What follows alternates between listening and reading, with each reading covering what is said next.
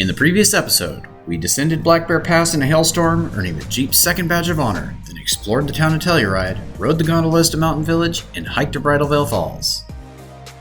In this episode, we head back to Ouray via Imogene Pass. We'll drive up through Savage Basin, see the ghost town of Tomboy, and conquer the pass as we continue our Colorado adventure. We probably could have stayed in Telluride a few more days as there were plenty of things to do, but it was time to leave for Ouray. We packed up the tent during a break in the rain and headed out of Sunshine Campground. We grabbed some breakfast from the historic Phoenix Bean restaurant before heading out of town on Tomboy Road. Here I am checking to make sure that there's a stable piece of road in front of my tires. The road leads to the ghost town of Tomboy. The terrain is a mixture of forested areas and shelf roads with no guardrail, but we're used to that by now. It had been raining most of the night and morning, so the road was a bit slick.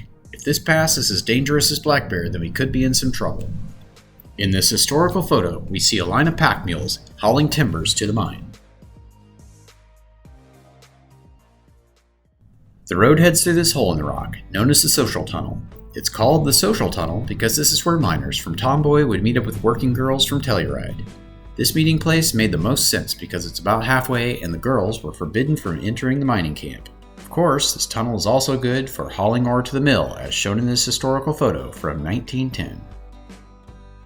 This road's a popular route for guided off-road tours, and we passed several tour vehicles on the way, which got me thinking that if I ended up being a part-time tour guide in retirement, I would probably like it. We started to see a lot of old mining equipment and structures, which had been worn by wind and rain, then smashed by avalanche. We took some pictures of the old boarding house and of the tramway that used to bring ore to the Pandora mill from the Smuggler Union mine. As mentioned in the previous episode, the hydroelectric plant that sits atop Bridal Veil Falls was built to power this mine. Gold was discovered here in 1875, and at its peak was home to 200 or 300 miners. They had a YMCA complete with bowling alley and would compete in bowling tournaments with miners from the other YMCA in the nearby town of Tomboy. Apparently, there were serious acts of violence and horrific accidents to the Smuggler Union mine. In April of 1900, an Austrian miner was killed by pneumatic rock drill through the head. Fires in the mines claimed dozens of lives, and there were serious labor disputes that escalated to the point where groups of miners opened fire on the mining office, killing one of the superintendents. Here is a picture of his funeral procession from 1902. We approached the ghost town of Tomboy, which was originally called Savage Basin Camp. At its peak, it was home to around 1,000 people. Here's a photo taken from Tomboy in 1910. We walked around and took a few photos of remnants of the mill and kiln. Let's take a look at this ghost town from above.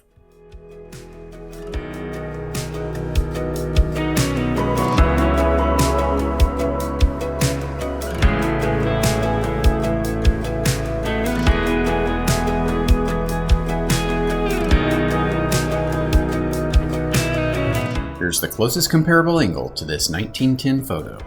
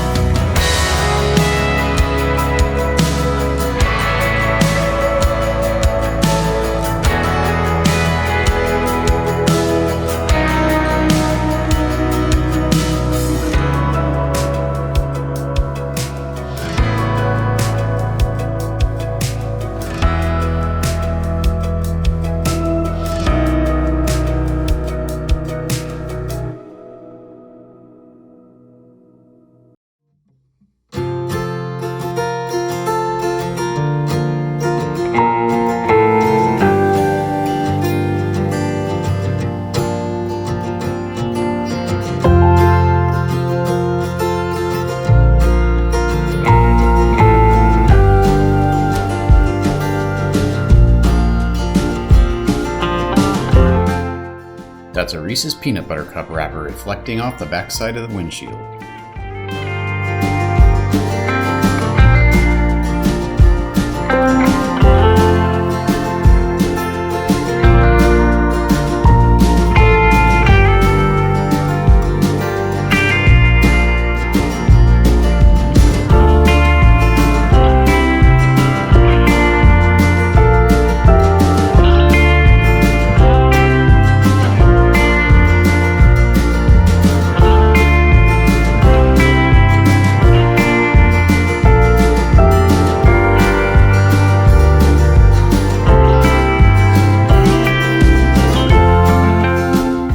This picture ended up being one of my favorite pictures from the trip.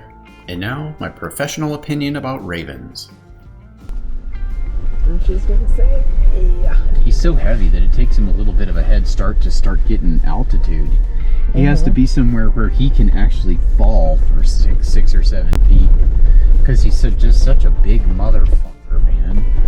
Jeez.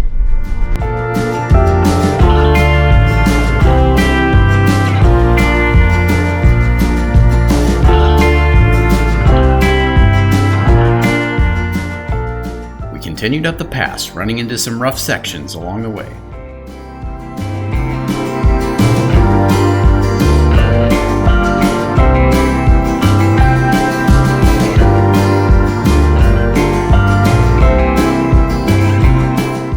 We stopped here for a few moments before heading up the steepest part of the pass.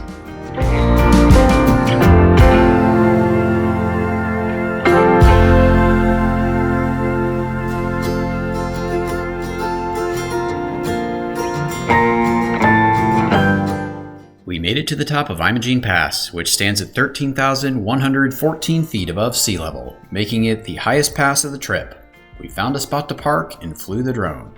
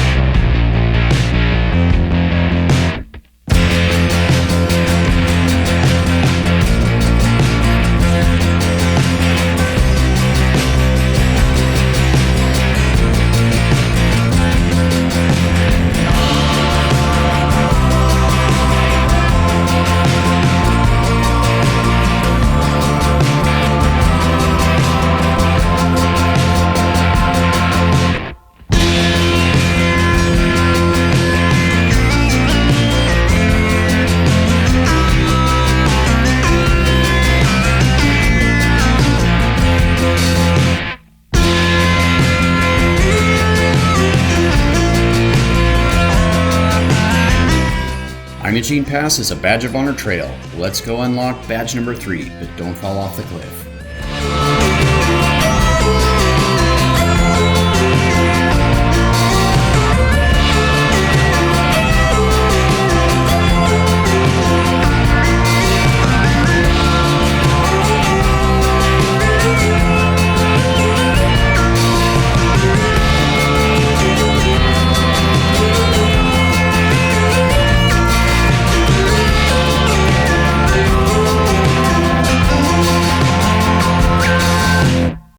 Next, we stop by the Campbird Mine, named after birds that would eat a miner's lunch. Gold was discovered here by Thomas Walsh in 1896, and the mine operated until 1990. In today's dollars, it produced $1.5 billion of gold and silver, making it one of the best producing mines in the area. Walsh only owned the mine for 6 years, selling it in 1902 for $5.2 million. Later, his daughter Evelyn purchased the Hope Diamond with her inheritance.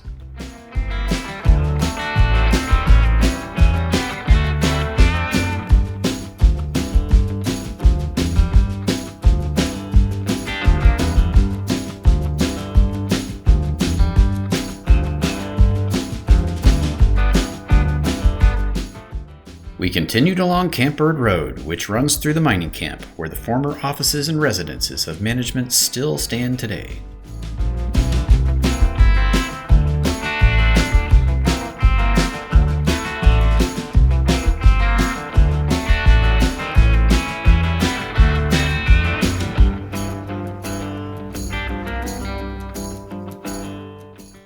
In September of 2022, there was an unfortunate and horrific accident near this bend in the road. 3 people, including 1 tour guide, died when their Jeep Gladiator went over the cliff.